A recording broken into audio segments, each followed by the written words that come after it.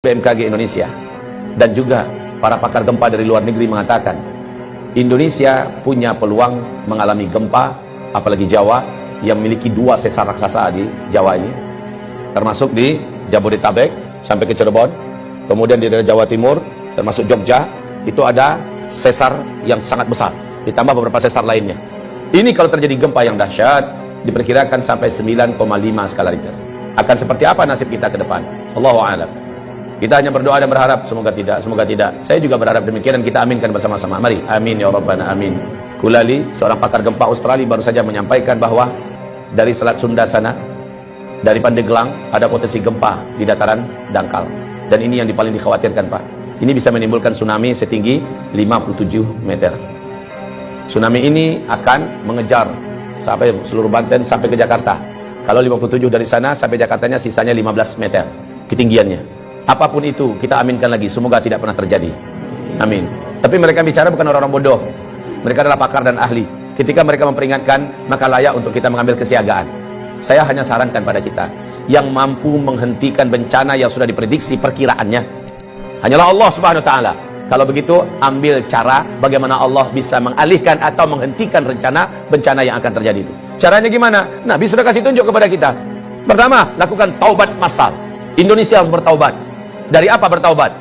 Indonesia harus umumkan taubat ini kepada Allah Subhanahu wa taala, pemerintahnya, ulamanya, ya. Apa yang harus masyarakatnya diajak? Yang diajak taubat itu adalah negara Indonesia ini dengan rakyatnya. Satu, hentikan menzalimi para alim ulama. Gus Nur hari Kamis tanggal 27 Oktober, dia menerima hari Kamis itu surat panggilan, statusnya sebagai tersangka. Gus Nur menyampaikan dalam bentuk video, dia sampaikan, silakan laporkanlah. Sekarang saya sudah tersangka. Paling-paling saya hanya ditangkap, dipenjarakan. Atau mungkin bisa jadi saya dibunuh. Terserah kalian mau buat apa. Saya tidak ada takut. Tapi ingat oleh kalian, Allah Maha bangun.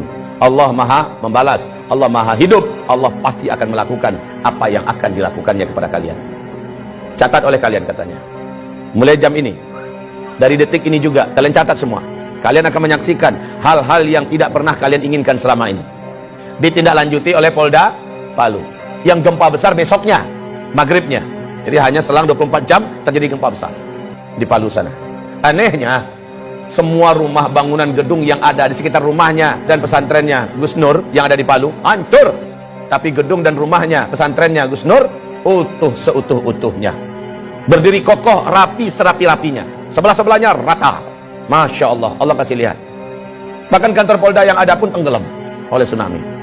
Tidak sedikit jumlah para aparat yang sampai hari ini belum ketemu. Ya Rabb, jangan sakiti ulama. Saya sudah sampaikan kepada pemerintah negeri Republik Indonesia tercinta ini. Anda berutang ke sana kemari dengan harga dan angka yang sudah sangat gila-gilaan. Dan ini membahayakan untuk NKRI ke depan. Sekarang mau Anda tambah utang berapa? Silahkan tambah. Anda bangun di sana-sini. Tapi dengan perilaku Anda menyakiti para alim ulama. Mereka wali-wali Allah di muka bumi ini. Mereka kekasih-kekasih Allah di muka bumi. Allah ratakan semua. Allah habisi semua yang kalian bangun. Bahkan nyawa kalian pun tidak akan terselamatkan. Ingat ini baik-baik, wahai para penguasa. Anda tak lama berkuasa. Hidup Anda juga tidak lama di muka bumi ini. Jika para alim ulama tidak Anda perlakukan dengan mulia. Ibarat Allah yang kami muliakan.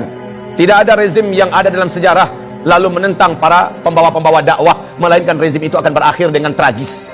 Baca sejarah, buka Al-Quran, buka sejarah bagaimana setiap rezim yang berani menentang pembawa-pembawa dakwah dengan tragis. Wa kadzalika ja'alna likulli nabiyyin aduwwa syayatinal insi wal jin. Musuh-musuh dakwah ini adalah setan-setan manusia dan setan-setan jin. Demikian Allah firmankan, yuhi ba'duhum ba'da zukhrufal qawli ghurura. Konspirasi mereka sesama mereka saling rapat dan akrab dalam rangka memadamkan dakwah. Tapi pada ujungnya, qul ja'al haqqa wa zahaqal batil. Kalau kebenaran sudah datang, kalau kebenaran sudah diusung dan dibawa, diperjuangkan, yang batil pasti akan enyah. Apa yang kurang dari Firaun? Pucuk dan puncak kekuasaan-kekuatan saat itu di tangannya. Negara-negara mana yang tidak takut dengan kekuasaan yang dimiliki oleh Firaun? Kekuasaan yang luas, bala tentara yang banyak, persenjataan yang hebat, media semuanya di tangannya, semua kekayaan ada di tangannya. Kurang apa Firaun? Dan Musa hanya seorang pendakwah biasa. Musa dengan pendampingnya Harun. Bani Israel orang-orang rakyat biasa. Tapi mereka bersama Allah yang Maha Perkasa.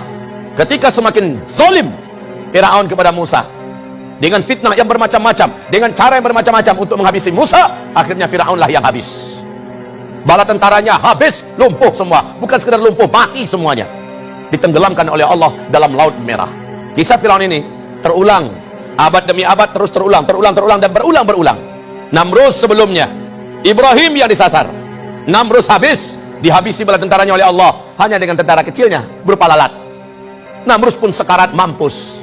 Bala tentaranya hebat-hebat. Itu Ibrahim alaihissalam, Nabiullah dan Rasulullah, Abul Anbiya Ibrahim alaihissalam. Nabi Muhammad disakiti oleh Abu Jahal, Abu Lahab. Di Mekah dia petentang-petenteng ke sana kemari seolah dunia miliknya, membangun koalisi dan jaringan internasional kemana-mana dalam rangka menyakiti Nabi Muhammad, menyakiti para sahabat. Habis mereka dibuat oleh Allah Subhanahu Wa Taala. Maka rezim manapun di muka bumi ini, kalau sudah berhadapan dengan dakwah ilallah, berhadapan dengan ahli-ahli dakwah, para alim ulama, pembawa dakwah, pembawa kebenaran, Allah pasti akan tetapkan in lan tajida li sunnatillahi tabdila. Tidak akan didapatkan sunnatullah itu bisa berubah, tidak akan pernah berubah. Sunnatullah itu tetap akan terulang. Saya tidak tahu omongan ini akan sampai tidak ke telinga para pemimpin dan berkuasa yang sedang memimpin di Indonesia. Saya tidak ingin para pemimpin yang ada, rejim yang ada berakhir tragis. Tugas saya hanya sekedar menyampaikan. Saya tidak punya wewenang apa-apa dalam menurunkan azab. Saya tidak menginginkan azab turun ke Indonesia ini. Saya ingin pemimpin kita memimpin dengan baik dan benar. Roda kepemimpinan pemerintah berjalan dengan baik dan benar. Masyarakat hidup dengan makmur, sejahtera, tertanggulangi masalah-masalah berat kehidupan mereka. Agama juga terjaga dan terawat. Maka baldatun thayyibatun wa rabbun ghafur terwujud. Ini yang saya mau. Tapi ketika yang dilakukan kebalikan daripada itu, maka inilah firman Allah Subhanahu wa taala di surat Al-A'raf ayat yang ke-96. Walau anna ahlal qura amanu wa taqau la fatahna alaihim barakatim minas sama' wal ard walakin kadzabu fa akhadnahum bima kanu yaksibun.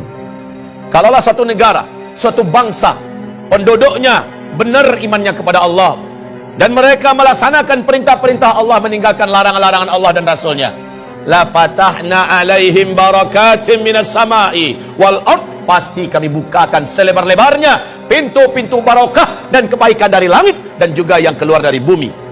Walakin, tetapi sayang, kadzabu, mereka mendustakan, mereka melawan dan menentang. Fa akhadnahum bima kanu yaksibun, kami siksa mereka. Fa akhadnahum bima kanu yaksibun. Kapan siksaan itu? Afa amina ahlul qura ayatiyahum ba'suna bayata wa hum naimun. Apakah mereka merasa aman ketika dosa sudah dibuat di mana-mana, maksiat sudah dilakukan di mana-mana? Mereka masih merasa aman daripada siksa dan azab kami yang datang kepada mereka baghtatan, tiba-tiba. Wa hum naimun, mereka sedang di rumah-rumah mereka, mereka sedang kumpul-kumpul dengan keluarga mereka, mereka sedang mau tidur atau sedang tidur, datang kepada mereka siksaan kami. Wa hum naimun. Awa amina ahlul qura ayatiyahum ba'suna duha, atau kami siksa mereka di waktu duha. Wahum yal'abun, mereka sedang main-main. Baik saudaraku, hamba-hamba Allah yang kami muliakan, insyaallah semoga bermanfaat yang saya sampaikan. Mari kita istighfar dan tutup dengan doa kafaratul majlis. Astaghfirullah, astaghfirullah, astaghfirullah. Subhanakallahumma wa bihamdika asyhadu an la ilaha illa anta astaghfiruka wa atubu ilaik. Wassalamualaikum warahmatullahi wabarakatuh.